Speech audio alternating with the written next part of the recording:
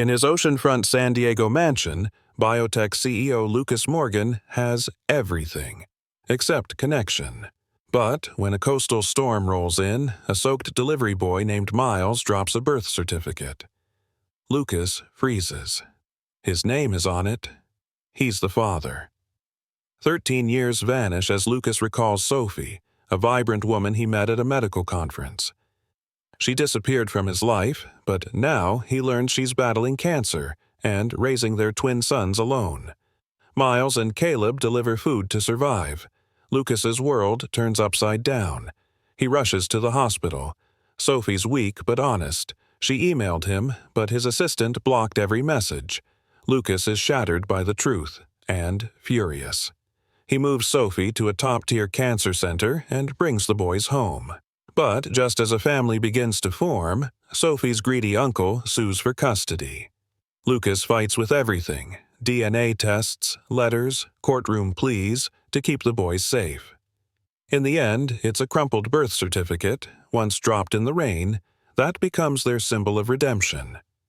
As they open Wave and Cure, a science cafe inspired by the twins' talents, Sophie walks in, smiling, alive, home. Can a storm bring a father back in time? Subscribe to see this heartfelt story unfold. Rain whispered against the glass walls of Lucas Morgan's mansion, each drop tapping like a question he couldn't answer.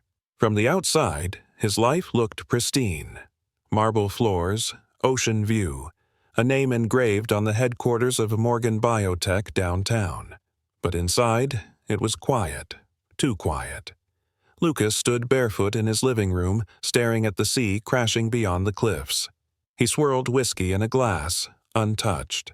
42, head of a cutting-edge biomedical empire, and yet, he felt like a hollow man wearing success as armor. The doorbell rang. Sharp, unexpected.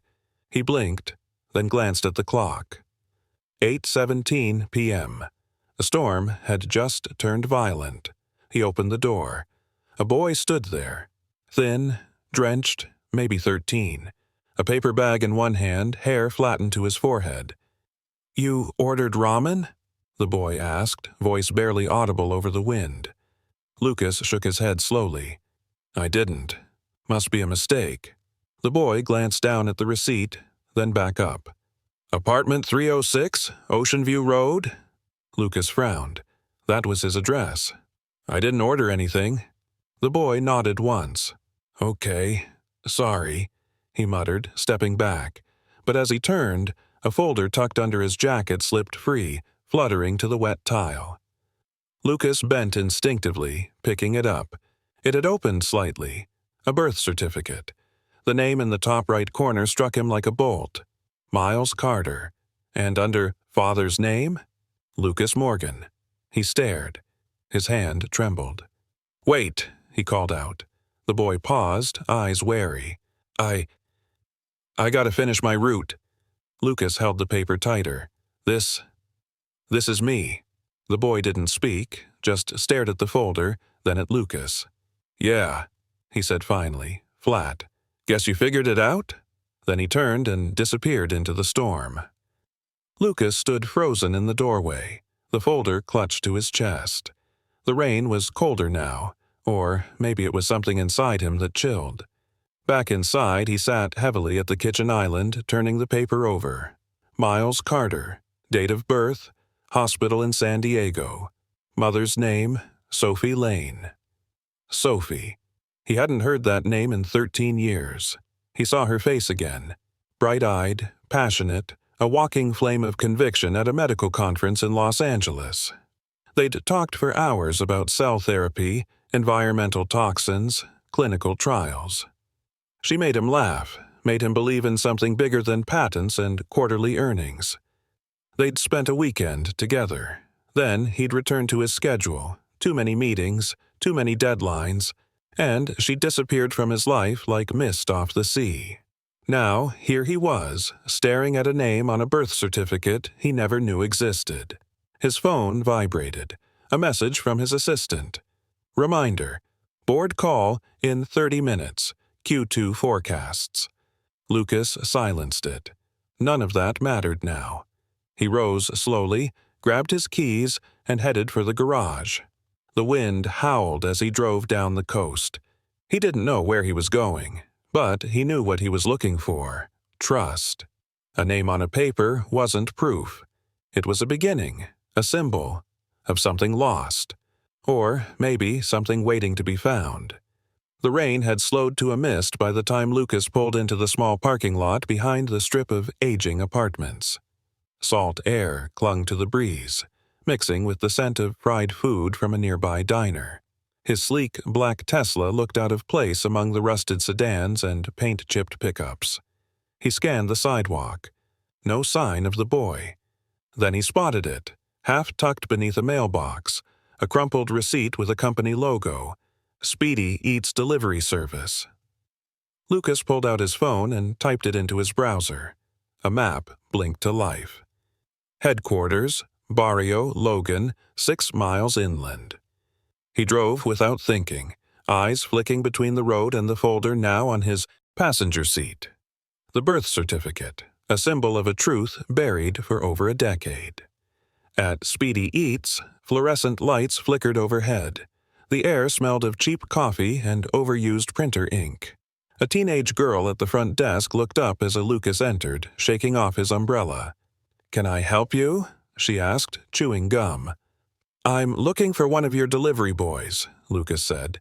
"His name is Miles, 13, curly hair. He came to my house earlier tonight." She raised an eyebrow.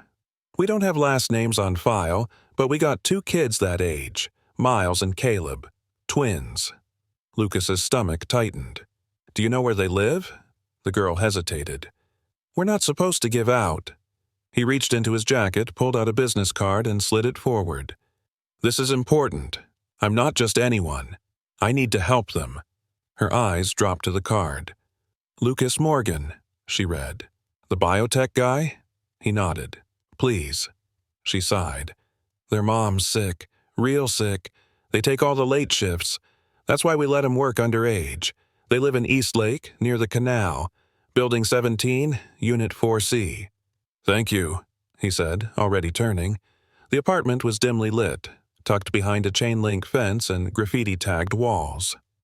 Lucas knocked gently. Footsteps. Then the door cracked open. Miles's face appeared, cautious. "You followed me?" he asked. No fear, just resignation.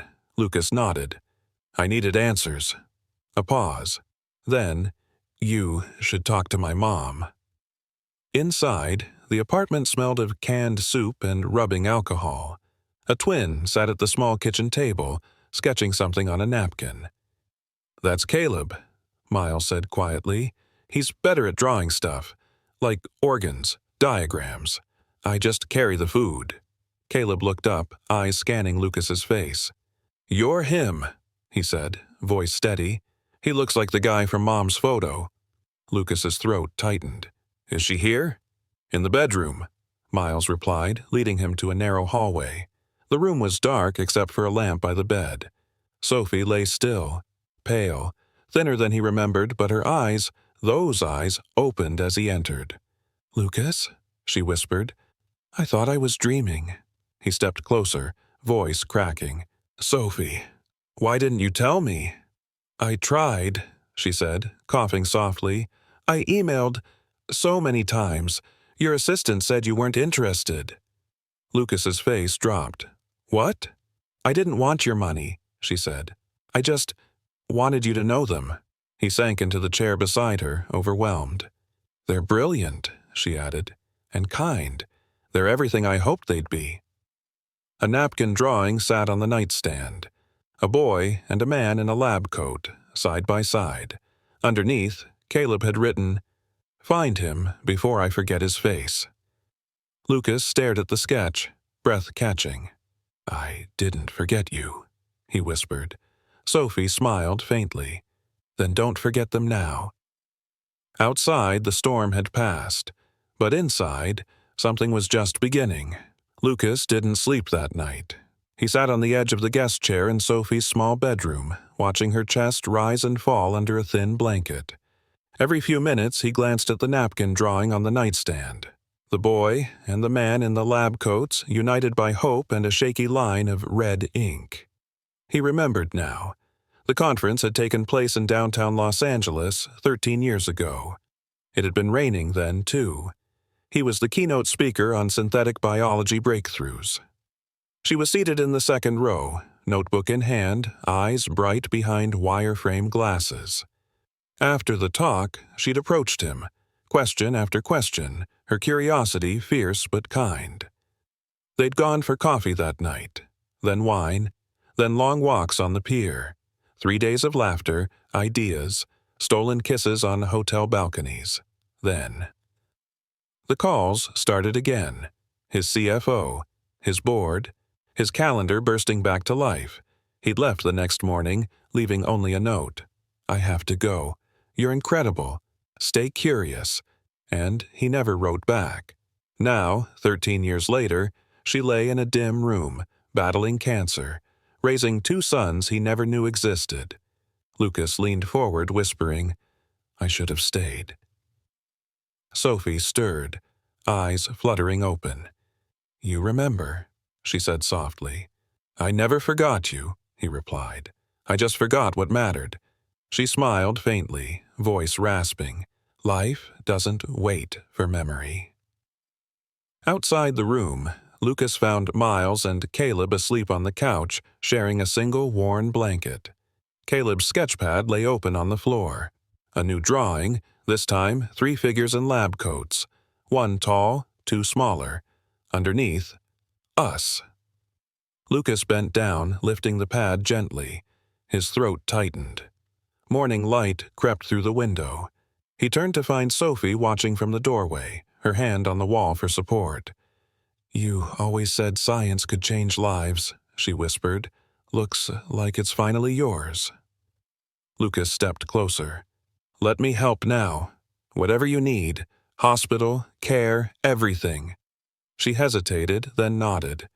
"We don't have much time. My doctor said the chemo's stopped working.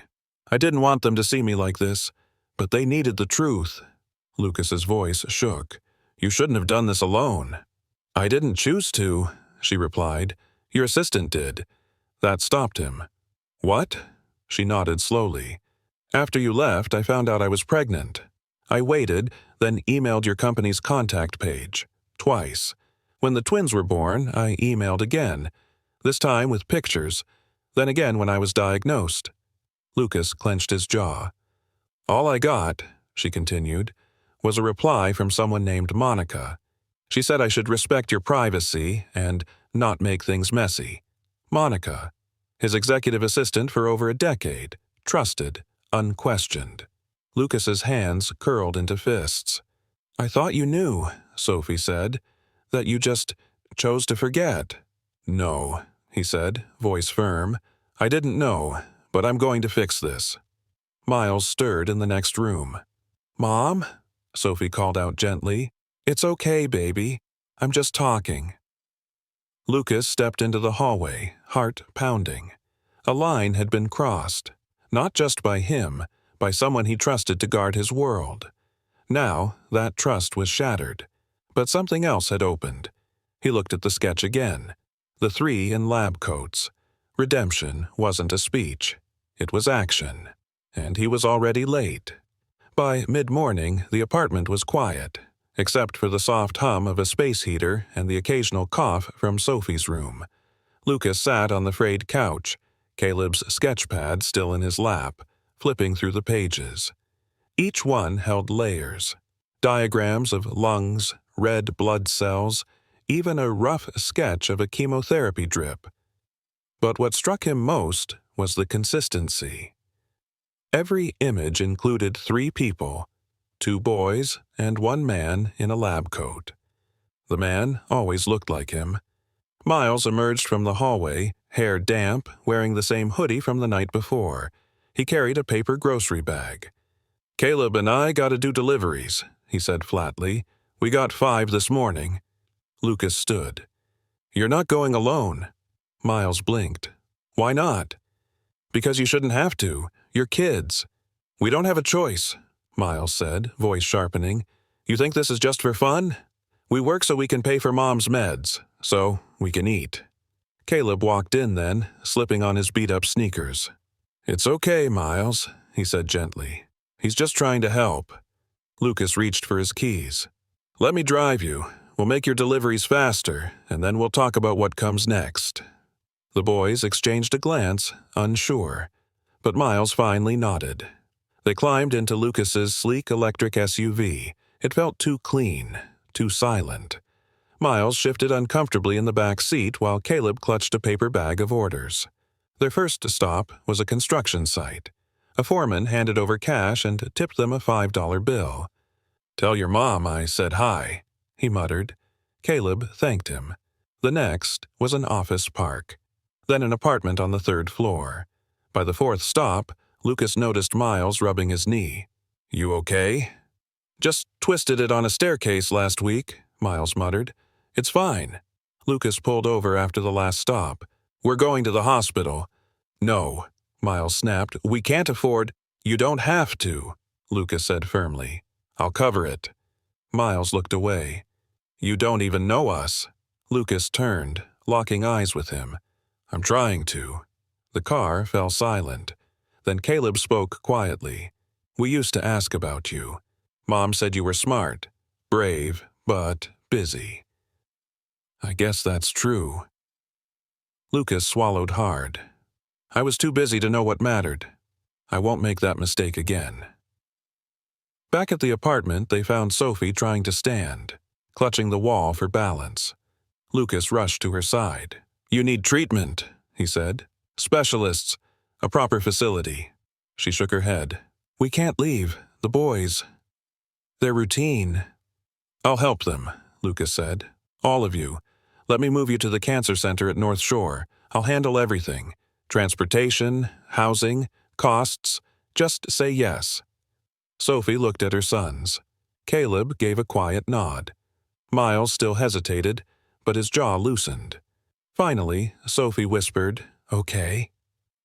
That night, while packing essentials, Miles sat beside Lucas, holding something wrapped in a kitchen towel. I made this in art class, he said, slowly unwrapping a clay model. It was rough, imperfect, but it was clearly a DNA helix, painted in red and blue. He placed it in Lucas's hand. I was going to throw it out, but Caleb said maybe you'd want it. Lucas held the sculpture like it was glass, a symbol of blood, of science, of family. His voice caught. Thank you, Miles. Miles looked away, but Lucas didn't miss the corner of his mouth curling upward.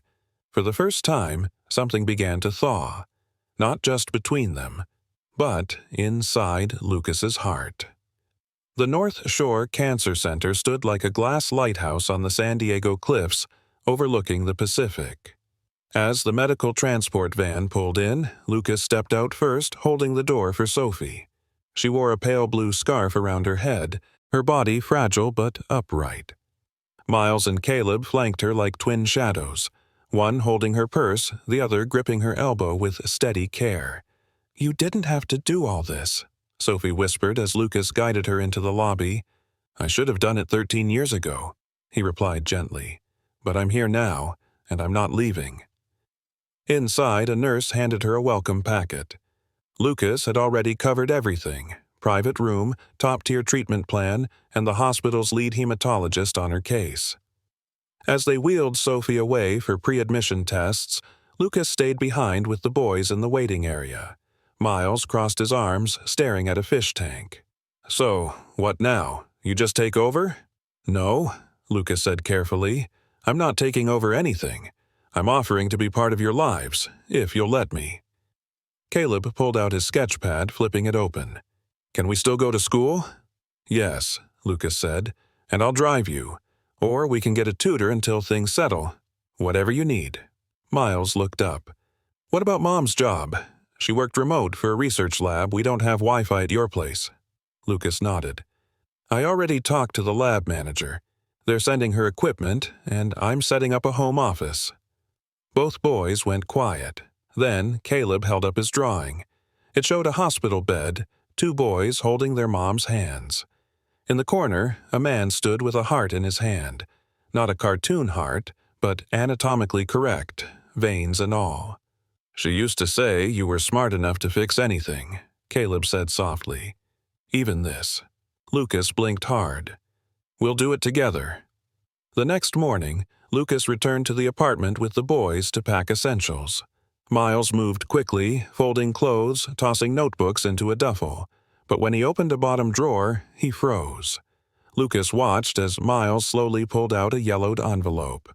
It was thick, addressed to Lucas Morgan in Sophie's handwriting, postmarked from 12 years ago. Miles turned to him. "You should read this." Lucas took the envelope with shaking hands. Inside were photos, baby pictures of the twins, Sophie holding them in a hospital bed, and a letter. "Lucas, if you're reading this, it means I had the courage to try one more time. These are your sons, Miles and Caleb. I don't want anything from you, just for you to know they exist. And maybe one day, if they ask about their father, I can say I tried." Lucas folded the letter slowly, a lump in his throat. "She never stopped hoping," he whispered. Miles said nothing, but his posture softened. Back at Lucas's home, the boys explored in silence. It was the first time they'd seen a house with heated floors, a fridge full of fresh food, and entire walls made of glass. At dinner, Lucas placed the clay DNA sculpture in the center of the table. "This belongs here," he said. Miles looked at it, then at Lucas. "That's the first time someone said that about anything I made." Lucas reached over, placing a hand gently on his shoulder. "It won't be the last." The wind howled beyond the cliffside windows, but inside, something had shifted. Not just the setting, but the story they were beginning to rewrite, together. Lucas stood on the balcony of his office, the city stretching beneath him, sunlight bouncing off glass towers. He should have felt proud. He had just closed a multi-million-dollar grant for pediatric cancer research, but all he could think about was Monica. She'd been with him for years, handled everything, emails, press, his calendar, and she had hidden his children from him. He walked back inside, eyes set on her desk. She looked up, startled. "Lucas? I didn't have you down for any meetings until—" "We need to talk," he said sharply. "Now." He closed the door behind them. "Do you remember emails from a Sophie Lane? From about 13 years ago?" Her face froze. "That name sounds vaguely familiar." Lucas pulled the yellowed envelope from his jacket. He laid it on her desk. "She sent pictures, letters, updates. You never gave them to me." Monica's voice faltered. I didn't think it was real. I thought she wanted attention. Money. I was trying to protect you." "Protect me?" His voice cracked. "You buried the truth. You buried my sons. I was loyal." "No, you were careless," Lucas snapped. "You don't decide who matters in my life. That's not loyalty. That's control." Monica sat back, eyes down. "You're dismissed," he said coldly, effective immediately. He left her office without another word. That night, Lucas came home later than usual. Caleb was in the den, drawing a cross-section of the human heart on a whiteboard. Miles was in the kitchen, bent over a beaker, steam curling from the top. Lucas watched for a moment, overwhelmed. "I let someone else decide what I deserve to know," he said softly. "I won't make that mistake again." Miles glanced up. "You fired her?" Lucas nodded. "She kept you from me. That's unforgivable." Caleb turned from the whiteboard. "Did you tell Mom?" "I will tomorrow," Lucas said. "She deserves to know the truth, too." Miles set down the beaker and walked over. "She always said truth matters most, even when it's ugly." Lucas knelt, meeting his eyes. "And I'll earn back every moment I missed, starting now." Later that night, Lucas sat by the fireplace holding Caleb's new drawing. It was a house, his house, with two boys in lab coats. One held a beaker. The other held a clipboard. At the center of the drawing, between the boys, stood a man in a blazer, holding the DNA sculpture. Beneath it, Caleb had written in blue ink, "Our beginning." Lucas traced the words with his thumb, heart aching. Then the phone rang. Unknown number. He hesitated, then answered. A deep voice on the other end. "Mr. Morgan, my name is Ryan Dorsey. I'm Sophie's uncle. We haven't met yet?" Lucas's back straightened. "I heard she's in North Shore now, getting some expensive help," Ryan continued, "and that the boys are staying with you. That right?" "That's correct," Lucas said carefully. "Yeah, I'll need to see them. Soon. I'm family after all." "You've never visited them before," Lucas replied. "Why now?" Ryan's tone hardened. "Because now it matters. And because I don't think a rich stranger has the right to take my niece's kids without asking the rest of the family first." Lucas's grip on the phone tightened. "I'm their father." There was silence. Then a chuckle. "Well, DNA don't raise kids. Money sure can sway courts, though." Lucas's blood ran cold. "I'll be in touch," Ryan said. Click. Lucas set the phone down, jaw clenched. The past had tried to stay hidden, but now the real fight was coming, and this time he wasn't alone. The next morning, Lucas stood at Sophie's bedside, her IV humming softly in the background. Her eyes fluttered open, still weary but stronger than before. "You look like a man who didn't sleep," she said, voice raspy. "I didn't," Lucas admitted, pulling up a chair. "I got a call from your uncle last night, Ryan." Sophie stiffened.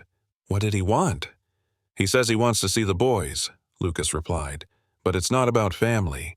He's after something else. I can feel it." Sophie sighed, sinking into the pillow. "He wasn't always like this. After my parents passed, he handled the estate, but when the money dried up, he got bitter, controlling. He hasn't visited me once since the diagnosis." Lucas leaned forward. "Then I need to get ahead of this. We'll need proof that you want the boys with me. Not him." She nodded slowly. "There's a letter. In my old apartment. Top drawer of the desk. Notarized. I wrote it a year ago, just in case." "I'll find it," Lucas said. "And we'll do a DNA test. No court's going to believe a greedy uncle over a biological father, especially one who's been here every day."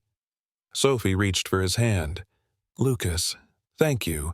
Not just for all this, but for showing up. For really showing up." Later that day, Lucas took Miles and Caleb back to the old apartment. It was dusty now, furniture covered in sheets, the air stale with time. Caleb found the letter in minutes, tucked where Sophie said. Lucas unfolded the paper carefully. It read, "If anything happens to me, I want my sons, Miles and Caleb, to be raised by Lucas Morgan, their father. He has the means, the heart, and the responsibility to give them what I cannot. Signed, dated, notarized." "This changes everything," Lucas said, "but we still need the science." Back at the mansion, he called a private lab. They scheduled a same-day DNA test. The boys were quiet during the cheek swabs, but Miles broke the silence as the technician packed up. "So, what happens if it's positive?" Lucas looked him in the eye. "Then no one ever questions again that you're mine." Caleb nodded. "I already knew." That night, Lucas sat on the patio with both boys. They sipped cocoa while the ocean whispered beneath them. "I used to think dads were just a thing in cartoons," Miles said. "Like someone who showed up at games or yelled at burnt toast. But now, I don't know. You're here. You're not perfect, but you're here." Lucas smiled softly. "I can learn. You can teach me." Caleb handed him a new sketch. This one showed Sophie in a hospital bed, but beside her stood Lucas holding a folder.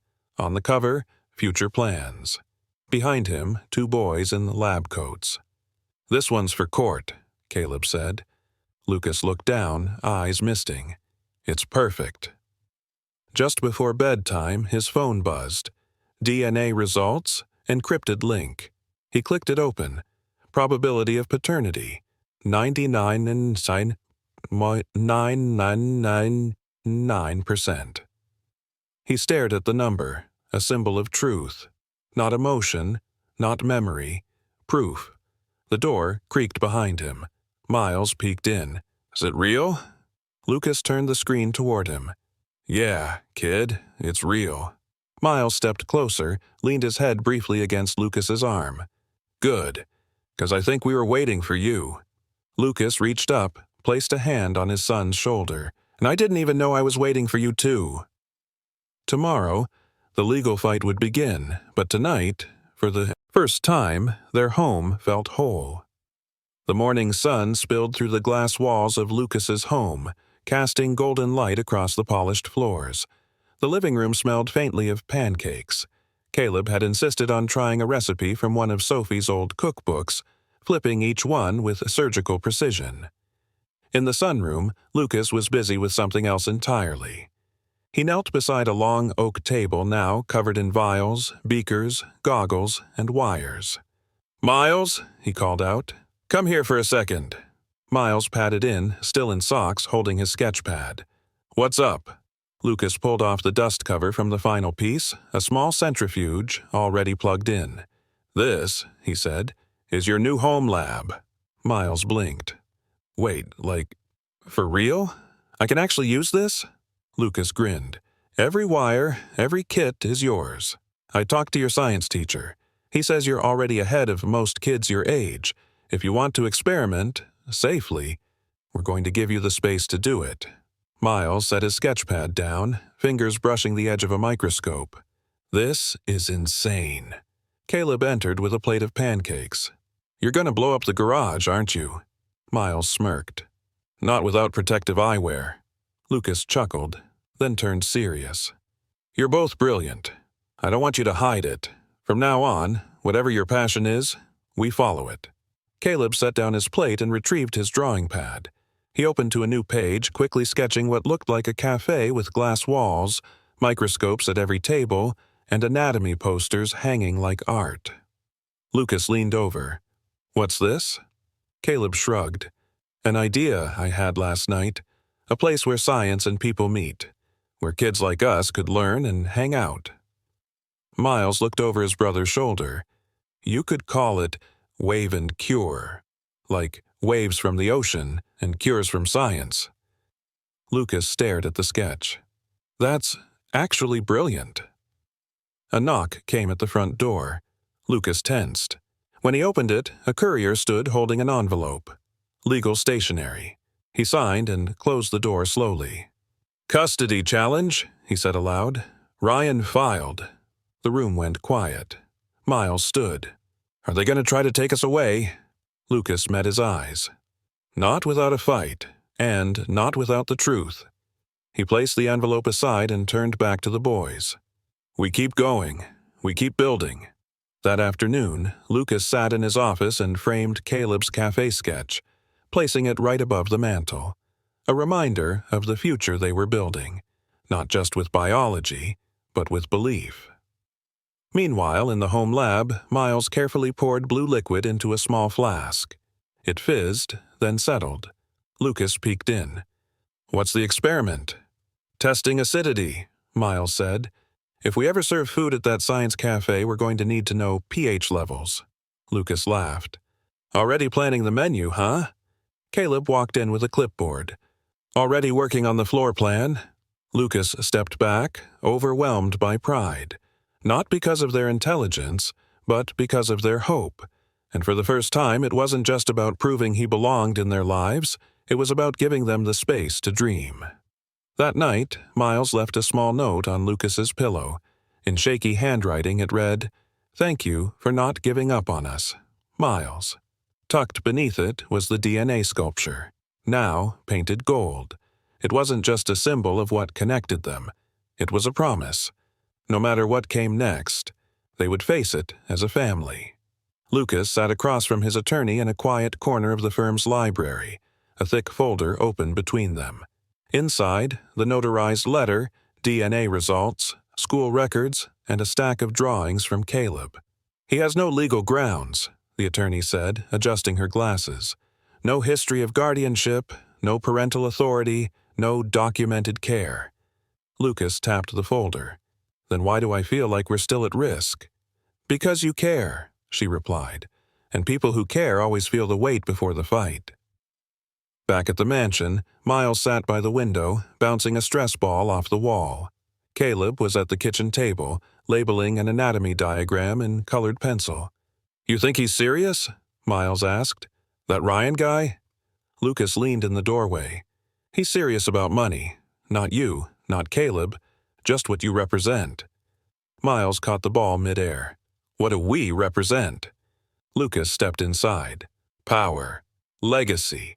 A name he doesn't carry." Caleb looked up. "But he's family, right?" Lucas walked over, crouched beside him. "Family isn't just blood. It's who shows up, who listens, who stays." There was a knock at the front gate. Lucas's phone buzzed, camera alert. He opened the feed.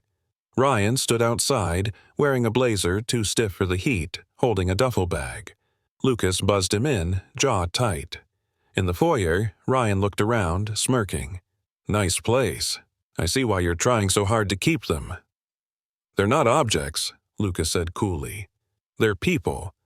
Ryan dropped the bag on the floor. "You think you're a better father because you've got money?" "Sophie was practically raising them out of a box when I last saw her." "Exactly," Lucas said. "You last saw her years ago. You didn't visit. You didn't call." Ryan laughed bitterly. "And yet here I am, with legal standing as next of kin." Miles appeared on the stairs. "You don't even know what Caleb likes to draw." Ryan turned. "I don't need to know his hobbies to care about his future." Caleb joined him. "You weren't at the hospital. You didn't bring Mom soup. You didn't take us to school. He did." Ryan's eyes narrowed. "You're kids. You don't get to choose." Lucas stepped forward. "That's where you're wrong. They do, and they already have." He handed Ryan a copy of the notarized letter. Ryan scanned it quickly, his expression tightening. "This won't hold. Courts eat sentiment for breakfast." Lucas pulled out a second document, the DNA test. "Then, let's see how they digest science," he said. Ryan's mouth opened, then closed. He picked up his bag, voice low. "You're gonna regret this. Courts love a good headline." As he left, Caleb walked to the front door and slowly locked it behind him.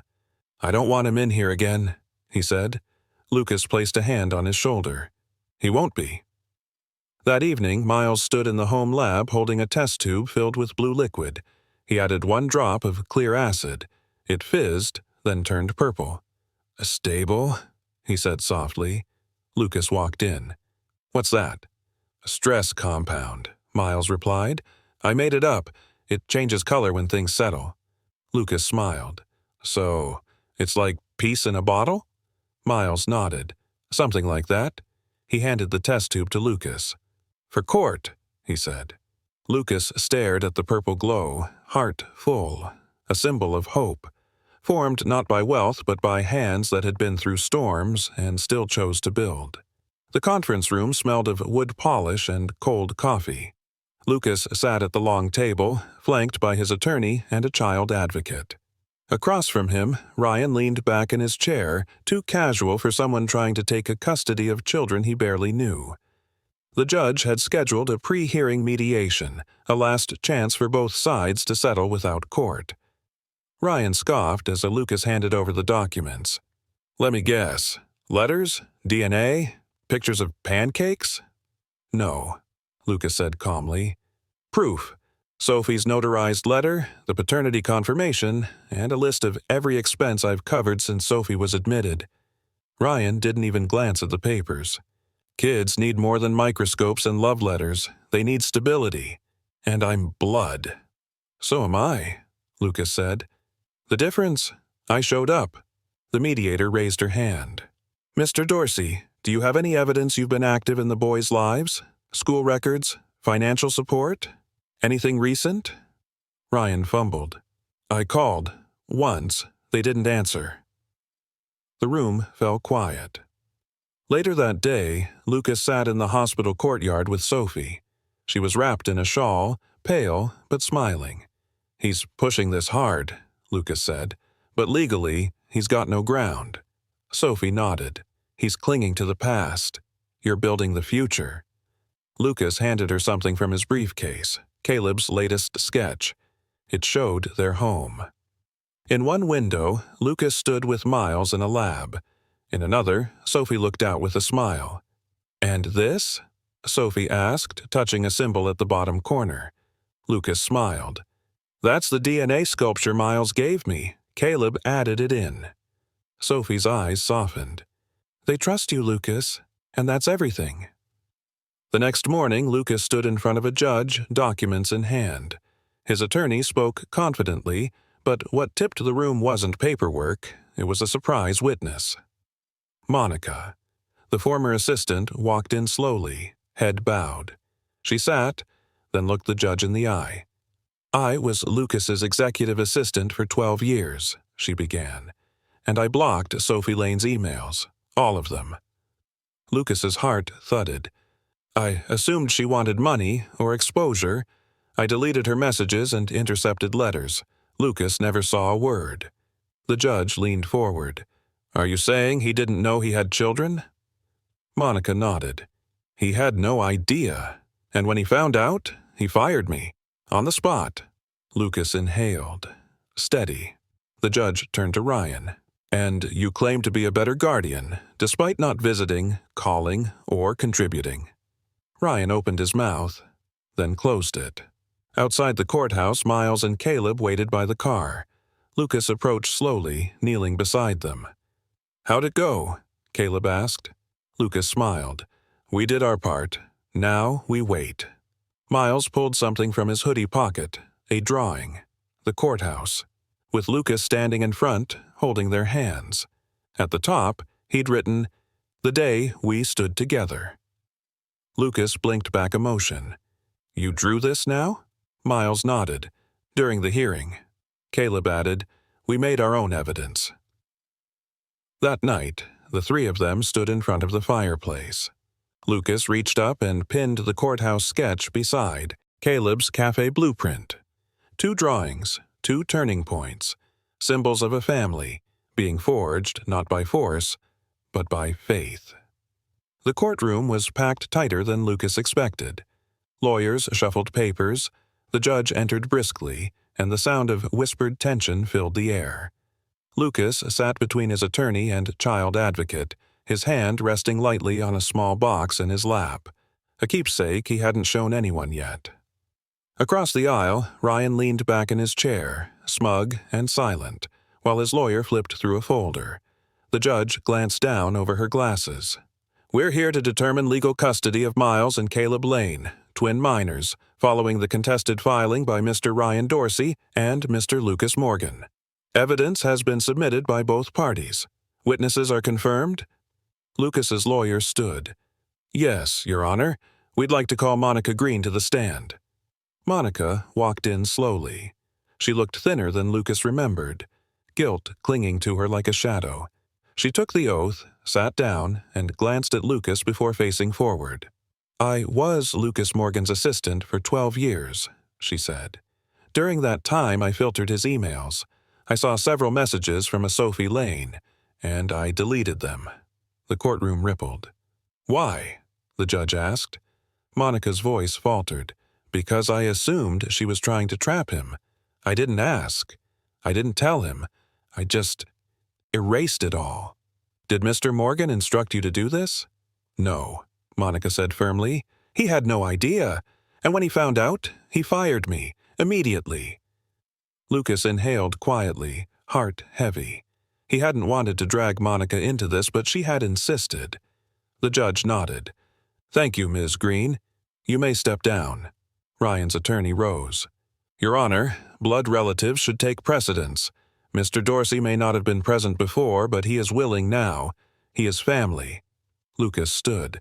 "With all due respect, Your Honor, family isn't about DNA. It's about presence. Sophie trusted me enough to leave her boys with me. I've been there every morning since, and so have they."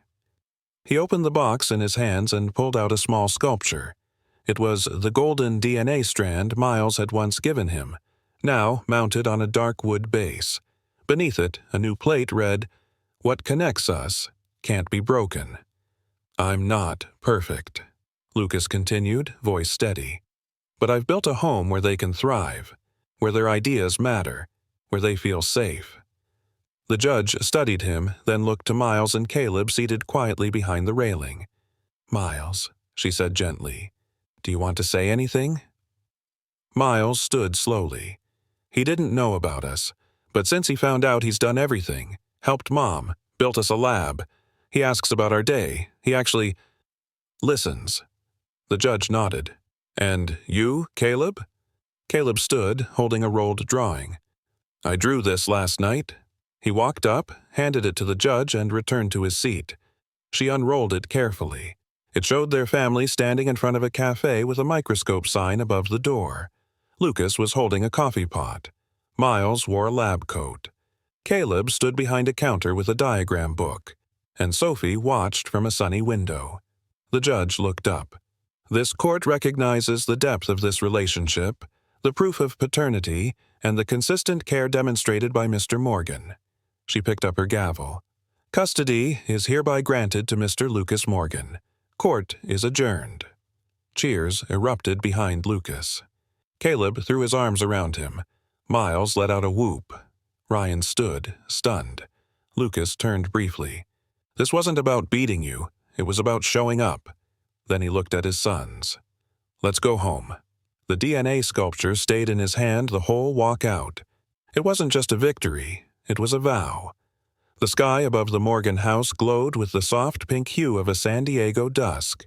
Inside, laughter echoed through the open concept kitchen, where Caleb was carefully piping whipped cream onto cupcakes while Miles adjusted the microscope on the kitchen island, now transformed into a mini science station. Lucas leaned in the doorway, arms crossed, just watching. "Dad!" Miles called, glancing over his shoulder. "Come look at this. I finally isolated the bacteria from the yogurt sample." Lucas walked over, peered into the lens, then chuckled. "You labeled it Breakfast Colony?" Miles grinned. "Well, they live in yogurt. They deserve a name." Caleb held up a tray. "And these are for the celebration. No more court dates. Just us." Lucas looked at both of them, heart swelling. "I can't believe how fast you've made this house a home." Miles nodded. "You gave us a lab. Caleb got art supplies. And Sophie's room has a window that faces the ocean." Lucas's face softened. She always said she wanted to wake up to waves. That night, Lucas visited Sophie at the cancer center. She was sitting up, sketching something on a notepad. Her color had improved. A vase of sea lavender stood beside her, the same flower he'd once picked for her during that long-ago conference in L.A. "You're really doing this," she said, looking up. "Raising them, being their anchor." He nodded. "I didn't do it right the first time, but I'm learning." She handed him the sketch.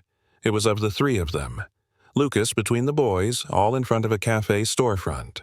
Above it, a simple sign, "Wave and Cure." Sophie smiled. "They told me about the name. Said you came up with it." Lucas shrugged. "They liked the ocean part. I liked the healing part." She grew quiet, then reached into her drawer and pulled out a folded piece of paper. "This," she whispered, "was the letter I tried to send 12 years ago, before the emails, before everything." Lucas unfolded it slowly. The ink had faded, but the message was clear. "I don't want your money. I want you to know. He deserves to know his father."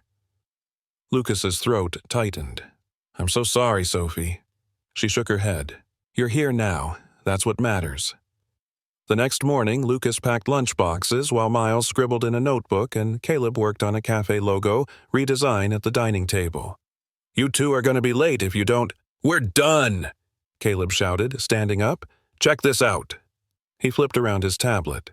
The logo had a steaming cup, but the steam swirled into the shape of a DNA strand. Miles added, "And we're going to sell DNA-themed cupcakes. Strawberry helix, mitochondria muffins, atomic mocha." Lucas laughed. "You guys are unbelievable." The boys grabbed their backpacks, and just as they opened the door, Miles turned. "Hey, Dad?" Lucas looked up from tying his shoes. "Yeah?" Miles held out something small and shiny, the golden DNA sculpture from the courthouse. "I want this on the cafe counter," he said. "Right in front. So people know what brought us together. Lucas took it gently. We'll build the counter around it. Caleb grinned. Then let's make the place where science and sweetness meet.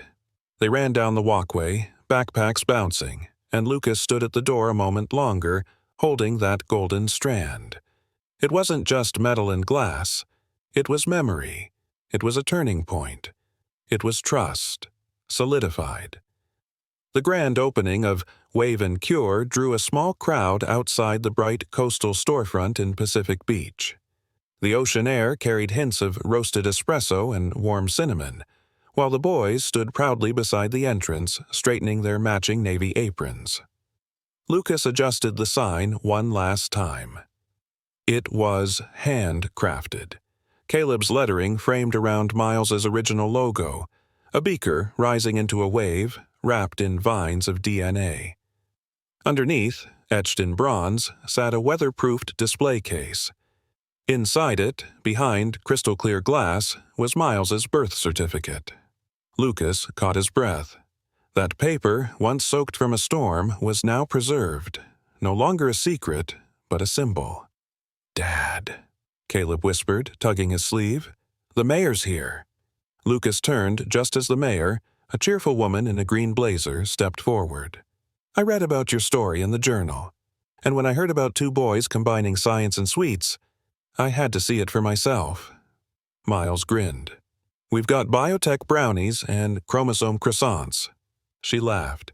"I'll take one of each." The ribbon cutting was modest but heartfelt. Sophie's doctor even showed up smiling as Lucas handed him a cupcake shaped like a nucleus. Inside, the cafe buzzed. Petri dish coasters lined the tables. Every corner held a learning station. A microscope sat near the espresso machine. Caleb's framed sketches of cells and organs hung near the menu board. Miles stood behind the science bar demonstrating a color change lemonade based on pH levels. "See? Add the raspberry syrup. Bam! It turns pink." Lucas watched him from behind the counter, hands slightly trembling. He glanced over to where Caleb was explaining mitochondrial function to a group of middle schoolers using cookies as models. Then Sophie arrived. She moved slowly but without assistance, her short haircut framed by sunlight. Her smile was cautious but real. Miles saw her first. "Mom!" He dashed across the cafe and hugged her tightly. Caleb followed, gentler but just as emotional. Sophie bent slightly, pulling them both close, whispering something only they could hear. Lucas approached last. She looked up, eyes glassy. "I never imagined," she murmured. "Not this. Not all of this." Lucas nodded, voice low. "You made them strong. I just helped them fly." Sophie looked around. "This is their world now, built from delivery bags and biology books." The crowd slowly quieted. Miles stepped onto a small platform near the counter. He cleared his throat. "Thank you for coming. My brother and I didn't think life could change this much, but it did, because someone saw a paper in a storm and decided not to ignore it." He paused, reaching down. "This birth certificate, it used to feel like a secret. Now, it's a beginning." Lucas swallowed hard. Caleb stepped forward. "We all have something broken, but sometimes, when the pieces are picked up with care, they build something better than before." Applause followed. Some quiet tears, too. As the sun set outside, streaks of orange melting into the ocean, Lucas leaned beside Sophie, watching the cafe pulse with light and laughter. He whispered, "They're not just scientists, they're healers." Sophie smiled, eyes fixed on the certificate in glass. "And so are you." The soft chime above the cafe door rang again as the evening rush began to thin. Sunlight poured through the large front window of Wave and Cure, casting golden beams over shelves lined with science kits and illustrated anatomy posters. At a back table, Sophie sat with a warm cup of tea, her scarf loosely wrapped around her neck, a quiet glow in her cheeks that hadn't been there in months. Across the room, Caleb adjusted one of his framed drawings near the counter, a heart he'd sketched during one of Sophie's toughest chemo days. He smiled as a customer complimented it, his voice steady, proud. Lucas leaned beside Sophie, his suit jacket off, sleeves rolled to his elbows. "You feeling okay?" She nodded slowly. "Better than I have in years." Her eyes shimmered. "It's strange, isn't it? How everything changed, from a paper falling in the rain." Lucas looked toward the display case. Miles's birth certificate gleamed under its light, as if it too had been given a second chance. Miles ran over, cheeks flushed. "Mom, I saved you a mitochondria muffin." Sophie chuckled. "Is that the one with raspberry?" "Yup, the powerhouse of flavor." He winked. Lucas watched as she took a bite, her hand lightly brushing over Miles's wrist. Caleb joined them, sliding into the booth beside her, and for a moment the cafe hushed, just the hum of togetherness filling the air. Later that night, with customers gone and the lights dimmed to a warm glow, Lucas, Sophie, and the boys stood by the window. Outside, the Pacific waves lapped gently in the distance, moonlight stretching across the glass. "I never thought I'd feel whole again," Sophie said softly, her voice cracking just a bit. "But this—" She glanced around. "This feels like a new chapter." Caleb reached into his backpack and pulled out a drawing, folded carefully. "I made this for you." It was a sketch of their family. Lucas, Sophie, Caleb, and Miles, standing under a tree with roots stretching deep into the ground. The tree was shaped like a DNA strand, and above it, written in Caleb's handwriting, were the words, "We grew stronger because we stayed." Lucas looked at it in silence, swallowing the lump in his throat. "May I frame this?" he whispered. Caleb nodded, his smile wide. Miles yawned, leaning into Lucas's side. "Dad?" Lucas glanced down. That word still caught him every time. "Yeah, buddy? Will we do this forever?" Lucas pulled him closer. "Every day we're given, we'll choose each other." Outside, a light drizzle began to fall, the sound tapping gently against the windows. This time, not a storm, just a quiet promise from the sky. Sophie leaned her head on Lucas's shoulder. "You know," she said, "we never got our second dance." He looked at her surprised. "That night in L.A., she added, "you promised me a dance." Lucas stood, offered his hand. "No music?" "There's always music, if you listen."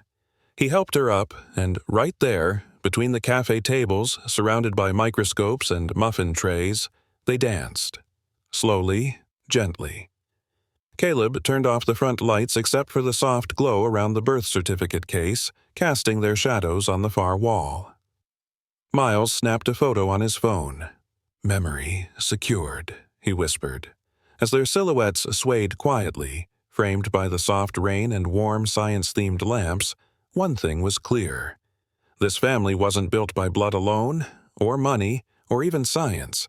It was built through storms, and footsteps, and the courage to follow both.